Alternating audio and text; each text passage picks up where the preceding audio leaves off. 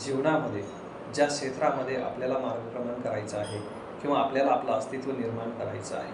त्या क्षेत्राबद्दल किंवा त्या कार्यक्षेत्राबद्दल प्रथम आपल्याला इत्यंभूत किंवा आवश्यक असणारी सर्व माहिती किंवा सर्व बाबी, अडीअडचणी किंवा त्यामधील खाचखळगे हे परिपूर्णरित्या माहीत असले पाहिजे, अवगत असले पाहिजे किंवा त्याचं यथायोग्य ज्ञान हे आपल्याजवळ आपल्या संग्रही असलं पाहिजे किंवा आपण ते जाणून घेतलं पाहिजे आणि ते जाणून घेतल्यानंतरच आपण आपलं पहिलं पाऊल त्या क्षेत्रामध्ये टाकलं पाहिजे. तरच आपण त्या क्षेत्रामध्ये यशस्वी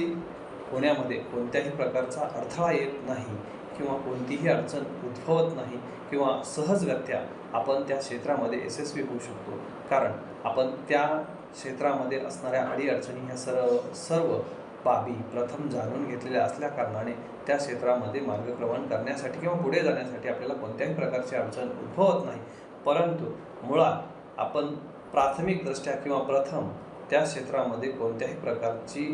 बाब किंवा त्या क्षेत्रातील खाचखळगे जाणून न घेता प्रवेश केला तर मग मात्र आपल्याला अनंत अडचणीला सामोरं जावं लागतं. म्हणून जीवनामध्ये आपलं जे काही ध्येय आहे किंवा ज्या मार्गावर आपल्याला जायचं आहे किंवा जो काही आपला जीवन उद्देश आहे त्या दिशेने जाण्यासाठी आपल्याला प्रथम त्या क्षेत्रातील ज्या काही अडचणी किंवा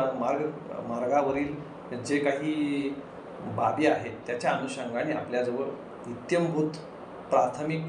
ज्ञान किंवा माहिती ही असली पाहिजे आणि तरच त्या क्षेत्रामध्ये केलेला प्रवेश हा